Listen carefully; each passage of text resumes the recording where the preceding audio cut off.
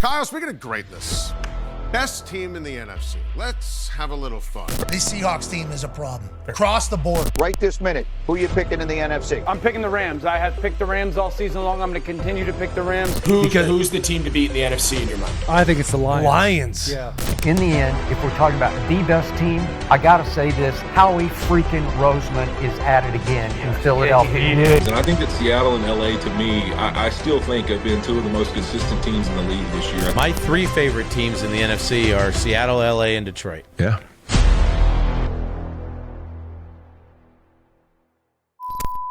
Nine and 4, coming off their bye.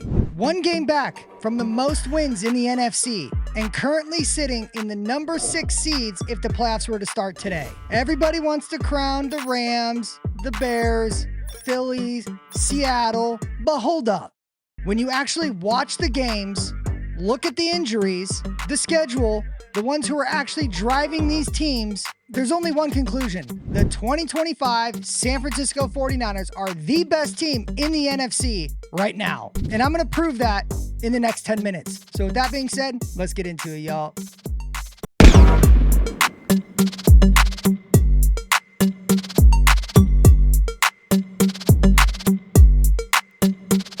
Yo, what's up, everybody? It's your boy, Ryan Tigey, back in action. There are 4 reasons why I believe the San Francisco 49ers sit on top of the NFC throne, even despite all of their injuries and basically missing half their players on defense. Number 1, they have elite, adaptable coaching. It is no question that Kyle Shanahan and his coaching staff is one of the best, if not the best, in the entire NFL. Number 2, they have the most explosive, scheme-proof offense in the NFL. Number 3, their special teams are quietly winning games. And number 4, a roster construction that laughs at the injuries that have plagued the 49ers all season long. So let's break this down.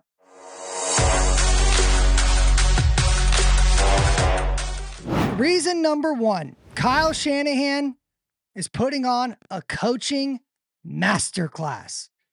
Teams this offseason are going to study what the 49ers and their coaching staff did to keep this train rolling, to keep getting wins. They have done truly an incredible job, and the fact that he doesn't get talked about Coach of the Year is what makes that award a joke. And so right now, Coach Kyle Shanahan is coaching the best he ever has in his entire life. And with all the injuries, he's coaching with house money. As we all know, 2024 was rock bottom for the San Francisco 49ers. They finished 6-11. Their defense was 29th in points allowed, and people actually were calling for Shanahan's job. So what did he do? A total reboot. The most important off-signing, which George Kittle says publicly, was bringing back Robert Saleh as defensive coordinator. Robert Saleh, he's our best signing this offseason, our best free agent that we got. The godfather of the 2019 through 2021 defenses. He also promoted Clay Kubiak to offensive coordinator. So people can't just continuously say, this is Kyle Shanahan's, it's his dad's offense. He brought in and promoted Clay Kubiak to bring in new inventive ideas, and clearly it's been showing up all over the place. He also, just as important as bringing on Robert Saleh, he brought in new special teams coordinator, Brant Boyer.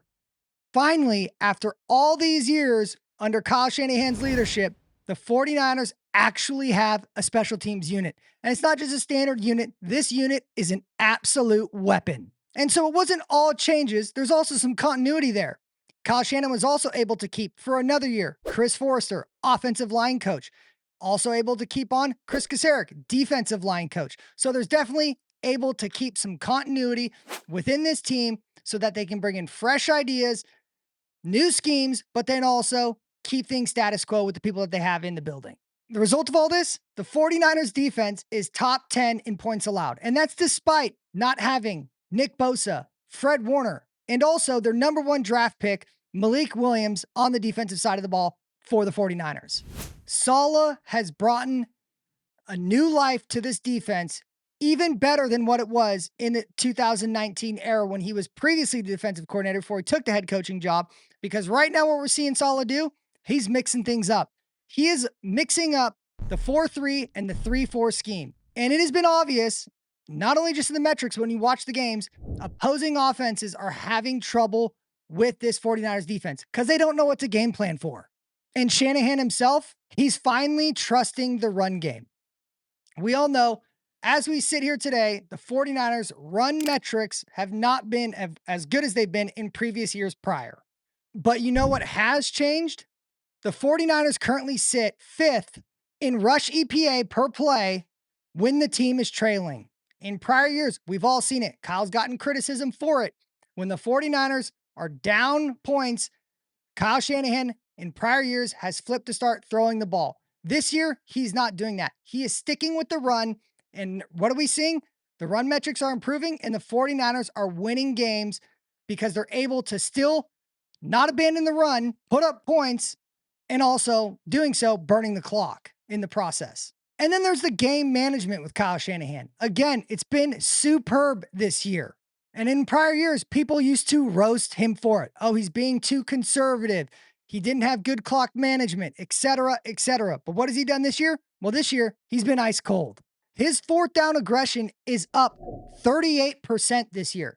Kyle Shanahan is going for it on 4th and short. And the 49ers, they're converting, allowing their offense to stay on the field and ultimately end the drive with points on the board. And in regards to clock management, there's been no issue. It's been a non-factor for the 49ers. Not too many teams around the NFL can go and look at their coach and see how they've handled the clock management in pivotal points of the game and not have done a better job than what Kyle Shanahan is currently putting on display this season. So this is peak Shanahan. The old stubborn genius is now the adaptable genius, and you gotta love to see it.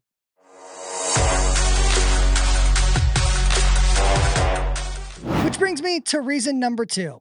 This offense is unstoppable. And this 49ers offense, they might be the most dangerous unit in the entire National Football League. Even without Brandon Ayuk, even with George Kittle missing 5 games, even with Ricky Pearsall missing significant time due to a knee injury, even with the starting quarterback, Brock Purdy, missing significant time, the 49ers offense, it's been hitting on all cylinders. And as it stands right now, the 49ers are one of the top offenses in the entire NFC in total yards, sitting currently at 4,435 yards. They're averaging 5.31 yards per play. Their third down conversion rate is 50.6%.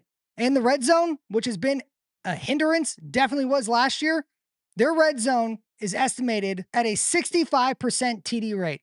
When the San Francisco 49ers get into the red zone, they are scoring touchdowns, not just field goals. This year, they're scoring touchdowns, which has been a massive difference from what we've seen, definitely from last year.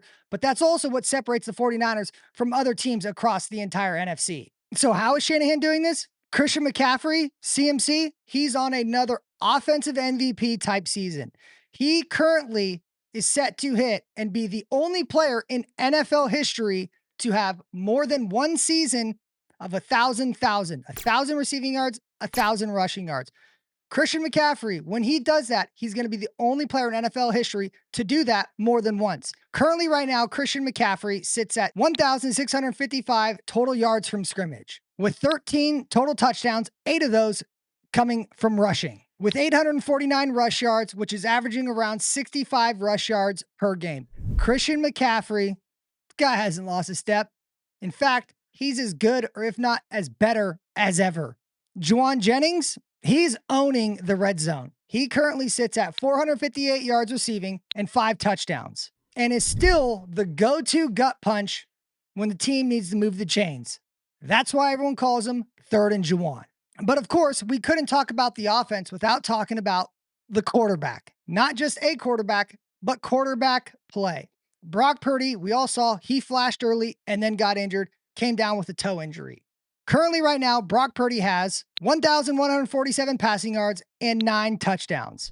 When Brock Purdy was out, Mac Jones, Money Mac, stepped in and the offense kept on moving. It was a machine with Mac Jones under center. Through Mac Jones starts, he had a 69.6 completion percentage, 2,151 pass yards, 13 touchdowns, and just 6 picks. Again, with Mac Jones as the backup quarterback, he came in. Not only did the 49ers team survive, but it thrived with Mac Jones under center. And it was a sight to see, which proves how valuable it is having a backup quarterback that can actually play and run the offense. What other team out there do you know could have their backup quarterback step in, especially step in as many games as Mac Jones did, and still continue to win? It doesn't happen, but it does happen with Kyle Shanahan's teams. And so we all know Kyle Shanahan is seen out there as a great offensive mind, a genius. Well, this year, Kyle Shanahan, he's put in quite the wrinkle. He is currently sitting at a league high of 30% of the snaps in 21 personnel. 21 personnel, 2 backs, 1 tight end. And what does that do? It grinds the defenses. It allows CMC to get up and open into space and go for some big chunk explosive plays. When Kyle Juszczyk and Christian McCaffrey in the backfield, the ground assault is in full effect. And so then what does that open up to? The play action pass, which is where we see a massive amount of success come from, is the play action pass.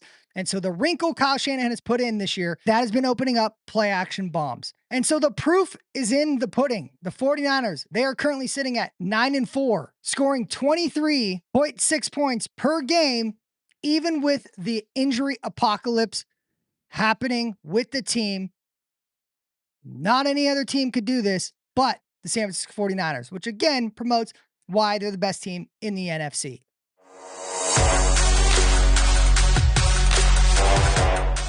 Which then brings me to my third reason. The 49ers special teams are a weapon, not a liability. The special teams legitimately went from a punchline to now being an X factor this season. In 2024, their special teams was ranked dead last in DVOA. This year, they sit as the number 1 special teams unit in the NFL and are still ascending. How did they do this? Through key additions. They brought in Sky Moore, previously with the Kansas City Chiefs, to the return game. Currently, Sky Moore is top 5 in average on yards per return and is also top 5 in 40-plus yard returns. And that's just on kickoff. He also sits in the top 10 in total punt yards returned and average punt yards returned. It's unbelievable what we've seen of the benefits of having a good returner on kickoff and punt, and we see that through Sky Moore. They also did a pivot off Jake Moody. Jake Moody, high draft pick from Michigan. The 49ers got rid of him. Who did they bring in? Eddie Money De Niro, baby. Eddie Money has been a godsend for the San Francisco 49ers as it relates to field goal kicking this year. He has been perfect. Literally, he's been perfect. He is currently 15 out of 15 in 40-plus yard field goals. That is elite. That is absolutely being a weapon to help this team win games. This special teams unit has literally been unstoppable. And that's all without saying the 49ers pivoted off Mitch Wishnowsky this past year as their punter. They brought in Morstead, a guy who's 40 years old, and this guy has been booting the ball. In fact, he is top 10 for punts inside the 20. And so when you just look at the impact of all this, a 90-plus yard kickoff return, a 66-yard punt return versus Cleveland the other week, both of those led to touchdown. That is 14 free points that the San Francisco 49ers have taken advantage of thanks to their special teams unit. And this is only going to continue to help them with field position, with edges, and turning those close games from losses to wins.